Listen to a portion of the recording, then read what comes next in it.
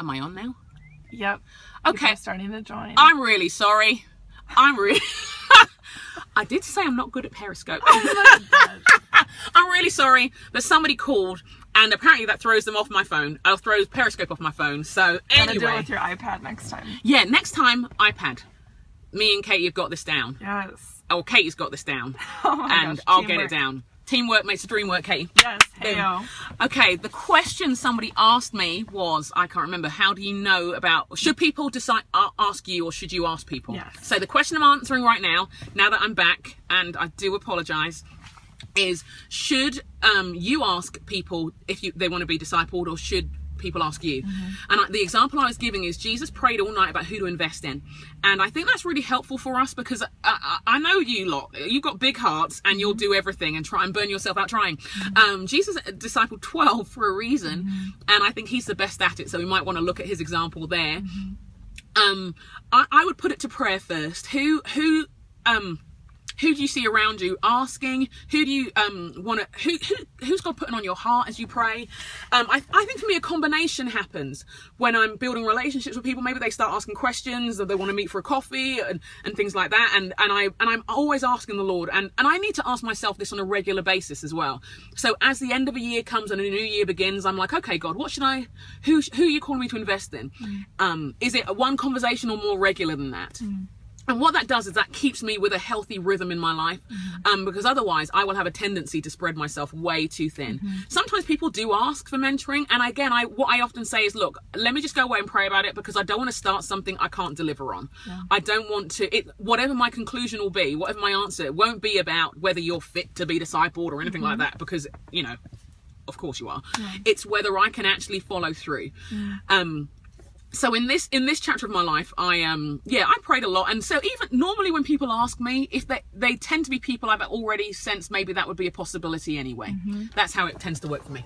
Now, if a bunch of people are asking you, let's say there's a lot of people knocking at your door, being like, please mentor me, how do you choose? Obviously, you're saying you take it to prayer. Yeah. But do you look at things like character? Do you look at things like if they seem to be a similar leader to you, or have potential to be a similar leader to you? Things like that.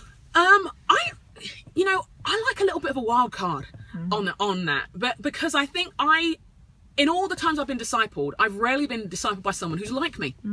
You know, I've often been discipled from people who are, for the most part, a different race, different life stage, and I don't want to miss out on the opportunities that kind of synergy creates. So when a group of people, I mean, the other thing is I like mentoring in groups. I like discipling in groups. When most of the things we see Jesus saying with his disciples, even that awkward get behind me Satan bit, everybody else is there. And the beauty of that is that you're discipling people and they're learning how to disciple others, because it's all happening together. And this wonderful multiplication is going on. So again, my honest answer is when that kind of happens, I just take longer to pray about it. And for me, I don't find it hard to say no. So I often have to pray about it to say yes to things, and say, Lord, if people are asking, what does this say? Is this saying, am I missing something that I'm not paying attention to? I ask other people in my life who know my life well. I might talk to Sally or someone else and say, hey, I'm sensing this. Should I be making some time? We're all busy. I mean, I get that. We're all busy. What we've got to be sure is we're busy doing the right things and doing things that'll actually change life. So, and where possible, I do love to disciple in a group context. So now with the kind of technology we have, we've got Google Plus or Zoom or other kinds of ways where we can connect in that sort of way. Would you consider discipling someone that you were not able to do life with? Meaning if someone Remotely. found you over the internet or something like that? Yeah. Oh yeah. I think I would. Yeah, because I don't know that you can always. I think in this day and age, we can't always have access to everybody. Do you know what I mean? Physically. Yes, totally. And that, I mean, it's something I always pray about, and that. So, and I have done in the past. Again, Skype has been my friend, or Google Plus has been my friend on that. Normally for a fixed period of time. And sometimes it's just a moment where you encourage someone. But I really would encourage us to look around in our worlds and in our lives, if there are people who are who are near us, because there is something special in that as well. Yeah. One last question that you guys can ask, and I'm going to ask one more real quick here. So how do you decide, if you're looking around and you see people that you'd want to disciple, how would you actually approach them if they've been put on your heart? How would you actually approach them and say that? Because that could be really awkward. Yeah. I feel called to disciple you. No, I'm not. Oh my God. My name is Jo. I'm a woman of God, and I'm here to disciple you. No. Yes. I think that, I mean, it's a really important creepy as question. It is possible. creepy. It's creepy, and you don't want to seem like a stalker, because that would be weird. Yeah. I think what I do is I begin to build a relationship with someone, because equally, there are two things that are key. You feel called to disciple them, and they feel called to it too, you know, or they feel open to it. Don't disciple someone who doesn't want to be discipled, because you don't want your words to be like a yoke around their necks. And because discipleship, the Jesus way, can be quite a challenging process. You're talking about life and you're saying you're open to hearing what God may be saying through that person. You're inviting a degree of accountability, and that can't be done fairly if that other person doesn't want it. Yeah. And so for me, I love to build a relationship where I can, and learn and see what begins to emerge in that. Because if this is something that God is doing, then the conversations do grow. When in the times when I've wanted to be discipled by people, I was just very persistent, to be honest. Sally will tell you I gave her no choice. Actually, I didn't. In fact, all of those people, I didn't really give them a choice. I'm just like, I'm here. Yeah. But also there was an aspect of not just, hey, come and pour into me and make my life complete. It was, I'm excited about what God's doing through you. I want to serve your vision. Yeah. I want to serve what you're about. I want to babysit your kids. And I'll do that not just to get discipled. I just like being around you. I like being around you. I like what you're about. And I'm just hoping I can catch something you've got. I want to laugh like you do. I want to have fun like you do. And I want to be around you. If you'll feed me in the midst of it, that's my win. Or if I can get to know your family, help you out in other ways. And I do love those relationships where because I'm not a therapist, I'm sure that's abundantly clear, and I'm not a counselor, and discipling isn't that. So there are some relationships where you may say, look, for the kind of things that are coming up, you want to be in a health, I want to serve you well, and the way I serve you well is I'm sending you to a professional. And stuff. Do you know what I mean? Let's not, we Let's don't. be real. Let's be real here. Let's not mess it up. Yeah, I've actually forgotten what the point of that line was. Okay. Sorry. It was so good. It was so good, but it's gone. Was so good. It was so good. But yeah, I think it's important to make sure we don't pressure people. That's kind of heavy shepherding and a bit awkward. Don't pressure someone into being discipled by you. Assume that the people that God aligns in your life and the people who are in the life you already have, like, I'm not going to ask the Lord whether I'm called to disciple my kids. They're my kids. Do you know what I mean? They're my family. There are certain things we can assume, and if someone's keeping us at a distance, maybe it's a timing thing, or it's just not, they're not ready. And we've got to honour that. We've just got to honour that and respect that and bless people in that. Keep on praying for them. Yeah. If there are things you want to see and things you hope for, pray. I mean, funny, when we pray, coincidences happen, as they say. Oh my gosh. I know it's cheesy, but it's good. Last question. So if you're in a discipling relationship with Yes. someone, who determines the topics that get talked about? Ooh. Should you as the mentor, or should the person being discipled? How do you usually approach that? Bit of both, actually. Sometimes I may have a sense of something beforehand. I might, you know, when I start a discipling relationship, I often ask why. What are the things you're wanting to learn, and what are the things you're hoping to get out of this? That's sometimes. There are others who are. There are some I just assume. I'm like, okay, let's just start it and see what happens. But I do, the whole thing with a discipling relationship is you are that person. Your goal with that person is they go further than you. They learn the things that you've learned, and they're growing and going for it. So my desire for Katie is that she's rocking it with church plants. She's rocking it as a preacher. She's rocking it as a leader. All that kind of stuff. So I want to hear what her dreams are. I want to hear what God's saying to her. I'm not the voice of God in her life. I'm a tool. That's a really rude word in other situations. I am a tool. Oh my God. Anywho, say this isn't my gift. You're getting all the hearts. All the hearts are coming in.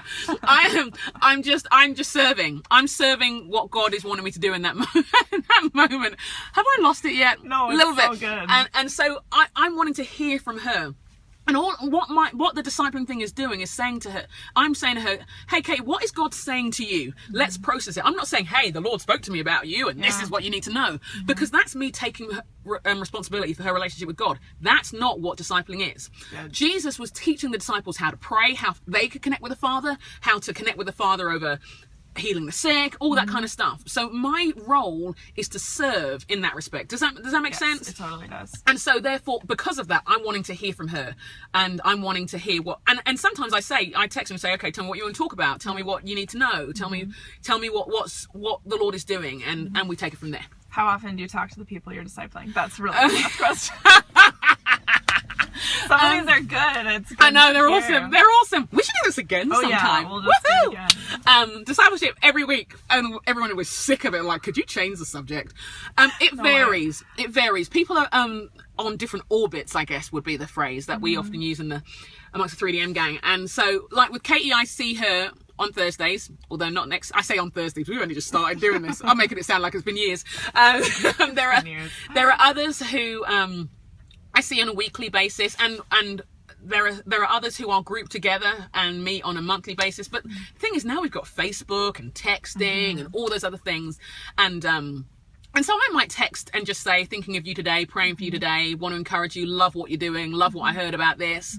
Just a word of encouragement goes a long way and brings life. And so I for those of us who are really nervous about discipling others, and those of us who feel afraid of it, I want to, here's the Joe challenge. Ooh, yay! I thought of that without even, that wasn't even planned. No plan. The Joe challenge is, I want you to think of maybe 2 or 3 people you can encourage today. Send them a text, send them an email, and give them a specific encouragement. Yeah, tell them they're great and awesome, but that's kind of like, they're fearfully and wonderfully made. Of course they're great and awesome. Something you've seen them do. If someone preached something or led that Bible study, or they're rocking it, they're in the trenches of raising young children, they're wrestling with some vulnerable things in their life, and they're standing. I was so touched. In fact, I found a card, I think Sally sent me, it's like 15, 20 years ago, she sent it to me, about how I'd come through a really difficult time. And I found it fascinating that I'd kept it all this time. And it wasn't, I hadn't done something great for the Lord. It's just that I hadn't walked away in the midst of it. So I want to encourage you to encourage 3 people. Yeah, 3's good. 3's a nice number. Yeah. How can you celebrate what God's doing in their life? How can you keep them hanging on? Celebrate something they've done. Celebrate who they are. But that's a great first step if you've never discipled somebody before. Start there and see where you end up. Somebody said Joe's challenge should be a regular thing, and that they would totally follow that. Yay! Let's do Joe's challenge. Okay. Something whatever your name is, she didn't tell me your name. That's Libby. Oh, Libby. If that is Libby, that's the Libby I know, then okay. Joe's challenge is on. Woohoo! Woohoo. Okay, so Joe, where can we find you if people want to follow you? Okay. This is the bit where Katie is mentoring me. You can find me on Instagram. Yes. Is that right? Yes. That's just Joe Saxton. It's all Joe Saxton is my name, so there. On Twitter, Facebook, website. Oh yeah, I have a website. Yeah, thank you. joesaxton.com, and yeah, that's it. Is that right? Cool. And there'll be a podcast in January that we will let you know about nearer the time. So yeah, and we'll do lots more Periscopes. We will. Yay! Hashtag Joe's challenge. And let me know. This is my last thing. Let us know if there are any ideas, things you'd love to talk about. I'd love to hear. Okay? Awesome. Take care. Have a good week. Woo! Oh no. Are we still We're live. I guess I'm not a pro at this either.